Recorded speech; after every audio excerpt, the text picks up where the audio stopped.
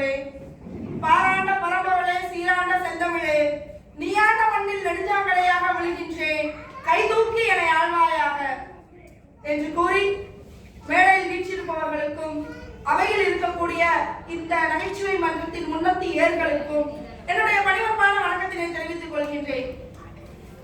எதிரணியிலிருந்து வந்து சொன்னாங்க, விருப்பப்பட்ட ஆடையை அணிகின்றீர்கள், சுதந்திரம். ஸ்விக்கியில் ஆர்டர் பண்ணி சாப்பிடுகின்றீர்கள், சுதந்திரம். படிக்க போறீங்கப்பா, சுதந்திரம். ஆண்களை ஆட்டோ ஆட்டோ என்று ஆட்டி வைக்கிறீர்கள், சுதந்திரம். எனக்கு என்ன தெரியுமா, இன்னைக்கு வரைக்கும் பெண் சுதந்திரம் என்பது அவர்களுடைய ஆடை, உணவு, இல்லம், இதை தாண்டி வெளியிலேயே வரலையான்றதுதான் என்னுடைய சிறந்த கேள்வியாக இந்த அவையில வைக்கிற நடுவர் அவர்களே. அவங்க வந்து சொன்னாங்க, சரஸ்வதி நதிக்கு பெண்கள் பேர் தானே வச்சிருக்கு, சரத்குமார் ஆண்கள் பேரை வச்சிருக்குன்னு கேட்டுட்டு போனாங்க. அதனாலதான் என்னவோ பெண்கள் பேர் வச்ச நதிகளையும் மாசுபடுத்துறீங்க, பெண்களையும் மாசுபடுத்துறீங்க அப்படின்னு நான் நம்புற நடுவர் அவர்களே. சிவசத்தியாக சொன்னாங்க, தெய்வமே வந்து பிறந்தால் பெண், தெய்வத்துக்கு கஷ்டம் வரும் நடுவர் அவர்களே. உண்மைதான், பெண்கள் தெய்வம் தான். இந்த ஒரு படத்துல ஒரு காமெடி சொல்லுவாங்க, உங்களுக்கெல்லாம் ஒரு கஷ்டம்னா கோயிலுக்கு போய் தெய்வத்திட்ட சொல்றீங்க, அந்த தெய்வத்துக்கே ஒரு கஷ்டம்னா எங்க போய் சொல்றதுன்னா எங்களுக்கு தெரியல நடுவர் அவர்களே.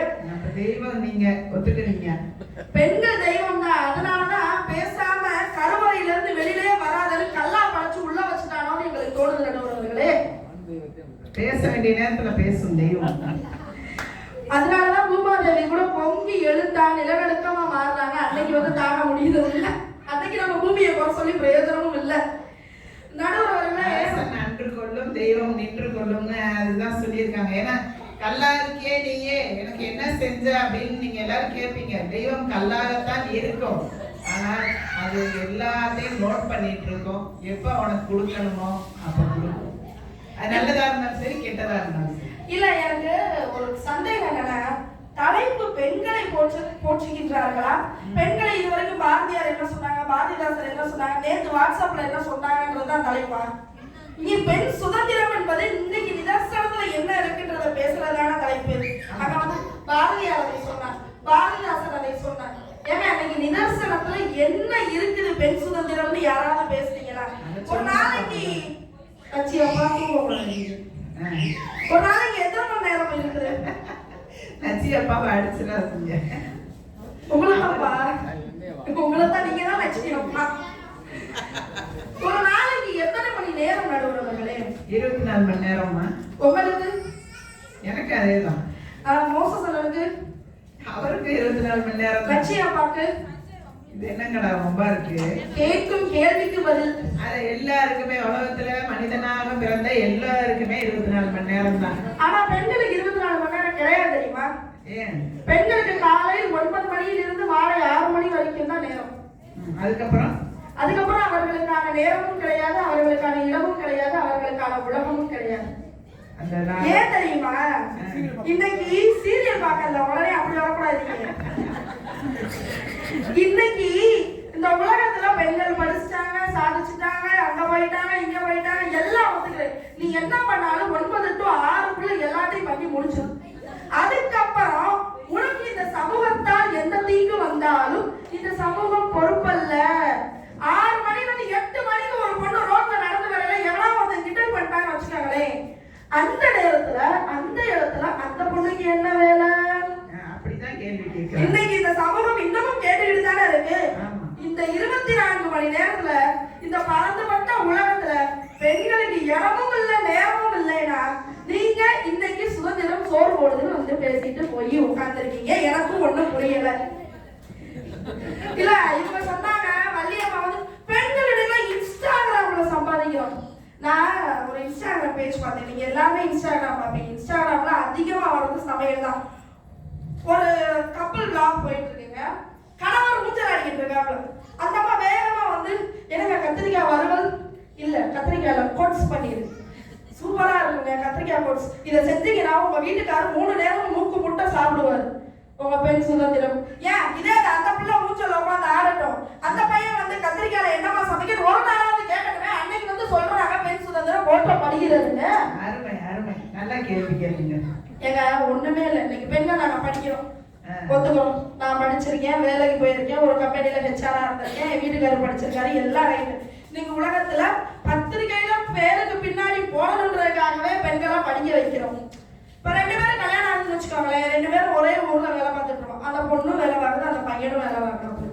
அந்த பையனுக்கு பணி சூழல் காரணமாக இந்த ஊர்ல இருந்து வெளியூருக்கு மாற்றாராகி போக வேண்டிய சூழல் வருது. அங்கேயே அந்த பொண்ணு இருந்து அந்த பையன் இருந்து வேலை பார்க்க வேண்டிய சிச்சுவேஷனும் வருதுன்னு வச்சுக்கோங்களேன்.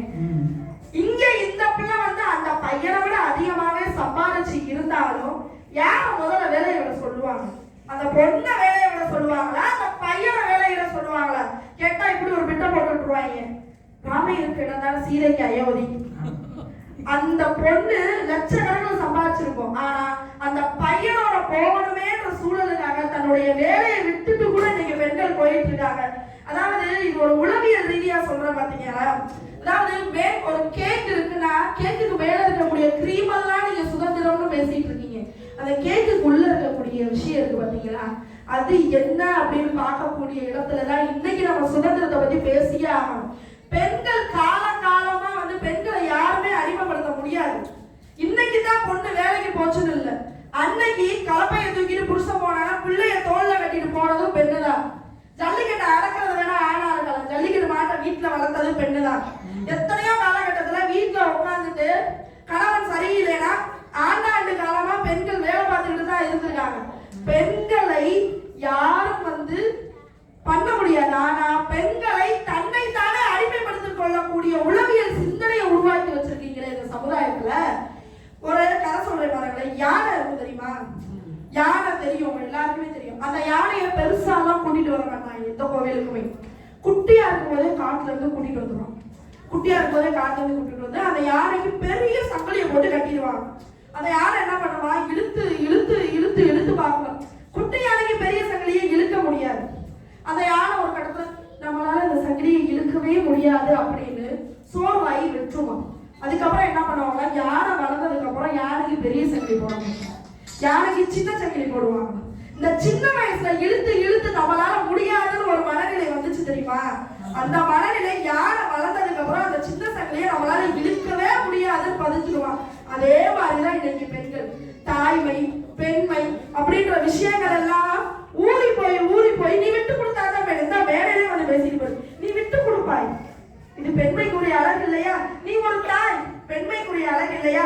இன்னைக்கு நான் வந்து இங்க பேசிக்கிட்டு இருக்கேன், நீங்க நல்லா தெரிஞ்சுக்கோ. இன்னைக்கு நான் இங்க பேசிக்கிட்டு இருக்கேன், எனக்கு 1.5 வயசுல ஒரு குழந்தை இருக்கு. என்னை எங்க வீட்டுல என்ன பேசுவாங்கன்னு எனக்கு மட்டும்தான் தெரியும். கொஞ்சம் கூட மனசாட்சி இல்லை. 1.5 வயசு பிள்ளைய விட்டுட்டு போய் நீ இப்படி ஊரா பேசுறியா, நீ எல்லாம் ஒரு தாயான்னு ஒரு கேள்வி கேட்பாங்க கண்டிப்பா.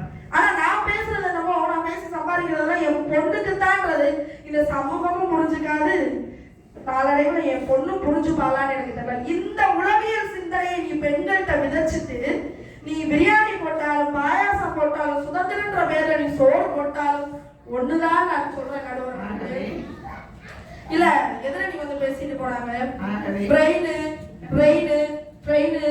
மதுரை ஆட்சி மீனாட்சி. ஒன்று நல்லா தெரிஞ்சுக்கோங்க, வரலாற்றின் அடிப்படையிலும் புராணத்தின் அடிப்படையிலும் மதுரை ஆட்சி மீனாட்சி ஆட்சி கிடையாது.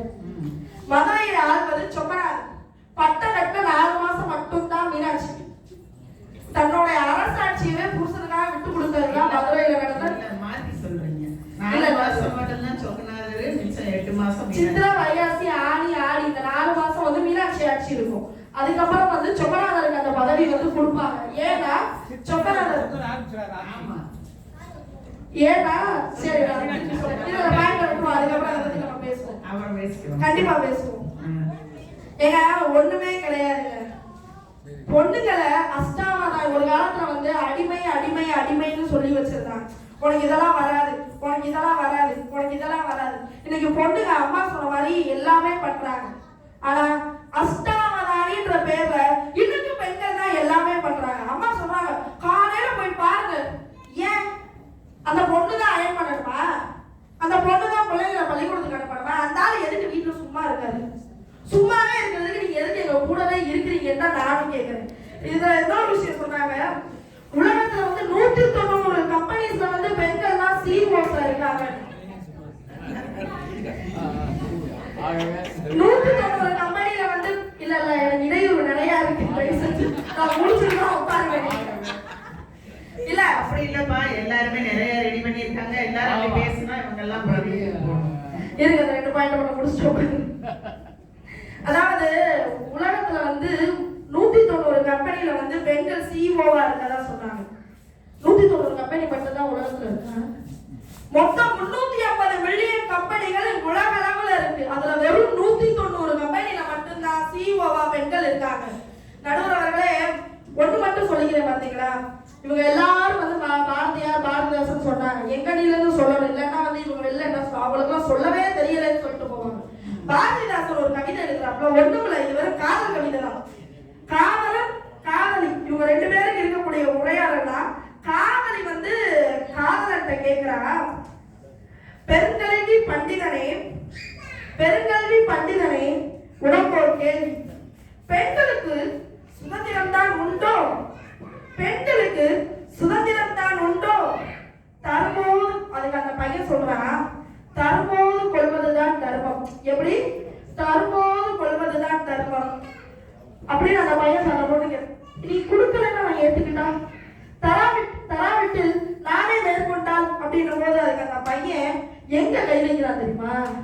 அந்த பொண்ணோட ஒழுக்கத்துல சொல்ற பாருங்களேன். திருமணம் ஆகாதவள் நீ உன் பெற்றோரை தாண்டி உனக்கு சிந்திக்கிறதுக்கு அறிவு கிடையாது. திருமணம் ஆன பின் என்னை தாண்டி உனக்கு சிந்திப்பது அறிவு கிடையாது. நான் கொடுத்தால்தான் உனக்கு சுதந்திரம். சுதந்திரம் என்ற வார்த்தையை கூட நான் உங்ககிட்டதான் வேண்டி வாங்கணும்னா எங்க இருக்கு சுதந்திரம் என்று கேட்டுக்கொண்டு நல்ல வாய்ப்பிற்கு நன்றி பாராட்டி அமைகின்றேன். நன்றி.